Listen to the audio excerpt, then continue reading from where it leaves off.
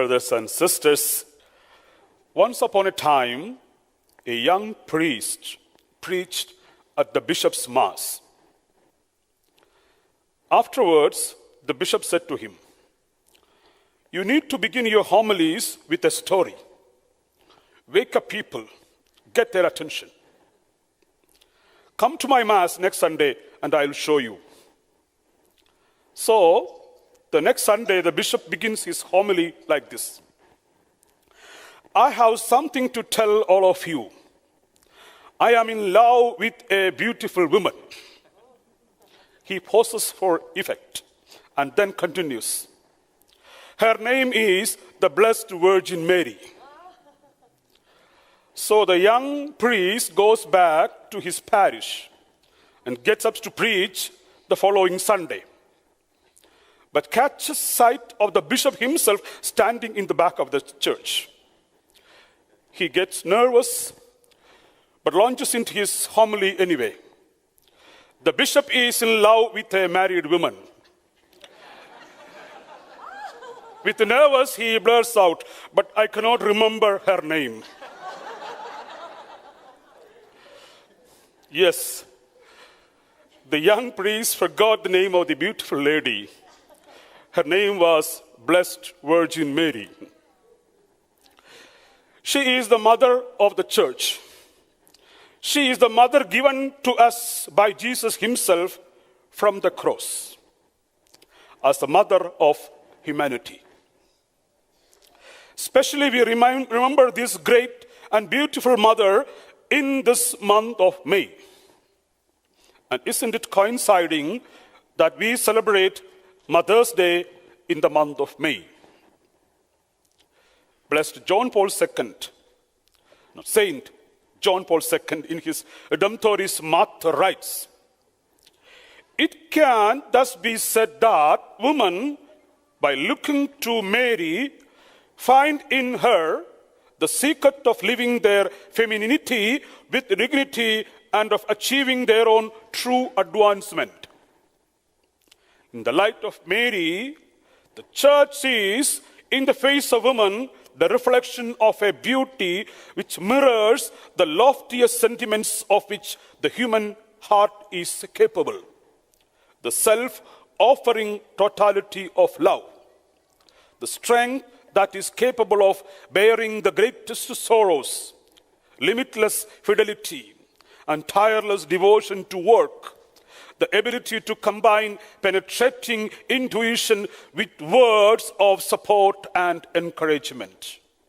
Saint John Paul II wrote, what a beautiful words. There are many stories related to the Mother's Day. I also say one more story this day, not like the young priest, but anyway, there is a story.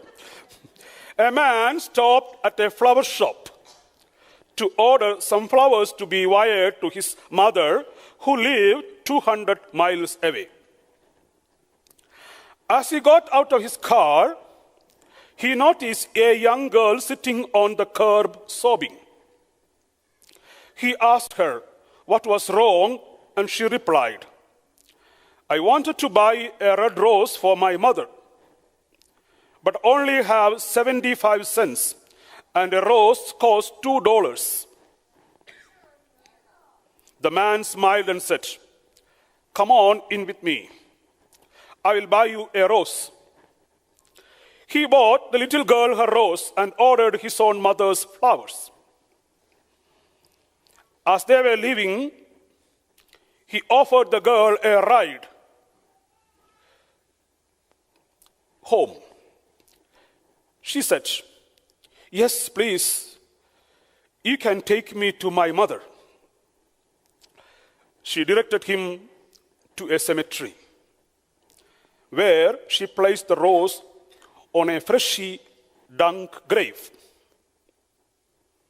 The man returned to the flower shop, canceled the wire order, picked up a banquet, and drove the 200 miles to his mother's house. Friends, I caught another Temple Bailey. A mother is more than a memory. She is a living presence. Your mother is always with you. She is the whisper of the leaves as you walk down the street. She is the smell of certain foods you remember, flowers you pick and perfume that she wore. She is the cool hand on your brow when you are not feeling well. She is your breath in the air on a cold winter's day. She is the sound of the rain that lulls you to sleep. The colors of a rainbow. She is your birthday morning. Your mother lives inside your laughter, and she is crystallized in every tear drop. There is an old Jewish proverb that states, God could not be everywhere, so he made mothers. It's an endearing sentiment, to be sure, even if not quite theologically accurate, because we find an important and comforting truth hidden within these words. Mothers, in a real and unique way, make manifest and visible the presence and the love of our hidden God. In our earthly existence and experience, they are the first to offer us complete care in the midst of our complete helplessness. They cradle our weak little bodies in their arms. They ease our crying with their soothy voices. They even feed us with themselves, nursing us with their own milk. They are the first to teach and instruct us. They show us how to walk and talk. They teach us how to play well with others. And they make sure we know how to take care of ourselves. They are the first to admonish us when we fail, but also the first to forgive us. They are the first to lavish a superabundance of attention and warmth upon us. They throw parties for our birthdays. They make our favorite dinners. And they ensure that there is always more than enough to go around. They are the first to suffer for us. They endure the discomfort of childbearing and the pain of childbirth. They go through all those sleepless nights to make sure that they are fed and safe. We are fed and safe. And they agonize when we fall sick or get hurt. They are the first to love us unconditionally, even if it seems that no one else does.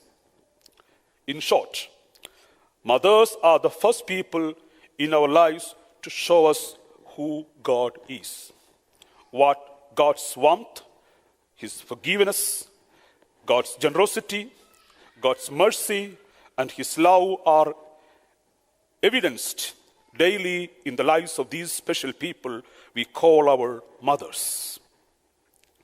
They are our good shepherds in our day-to-day life, as we heard in the gospel today.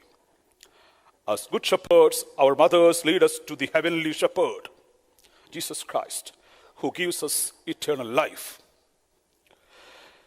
George Washington, the pioneering president of America, US, said once, "My mother was the most beautiful woman I ever saw.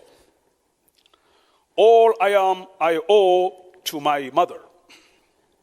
I attribute all my success in life to the moral, intellectual, and physical education I received from her."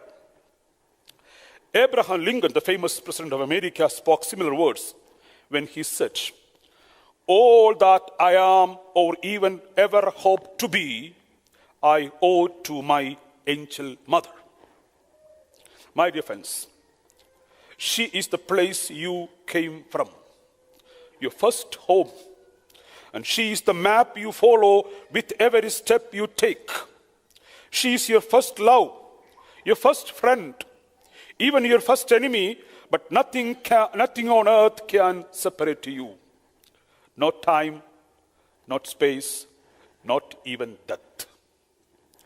A mother shows through in every emotion: happiness, sadness, fear, jealousy, love, hate, anger, helplessness, excitement, joy, sorrow, and all the while hoping and praying you will only know the good feelings in life. For every son and daughter who crucify themselves on pillars of hate, weakness, and greed, there at the foot of the cross you will find the mother, your mother and mine. God bless them. They have known so much pain: divorce, separation, single moms, widows, mothers forced to work out of necessity, grandmothers raising grandchildren, prodigal children, and prodigal grandchildren are realities that cause deep daily suffering for many mothers. Added to all these sufferings is the pain endured by many married women who would like to be mothers. Let me conclude, my dear friends. Once a great sage or a wise man was asked, "Where do you find paradise?" The sage, with a smile, replied, "Paradise is at the feet of the mother," or "Paradise lies under the feet of your mother." A man once asked the Islamic prophet Muhammad to whom he should show the most kindness. Remember, Muhammad lost his mother in the age of 2. He replied, "Your mother, next your mother, next your mother, and then fourth your father." Let us show our mothers love, mercy, kindness, and compassion, because paradise lies under the feet of your mother. I wish all of you and all mothers a happy Mother's Day.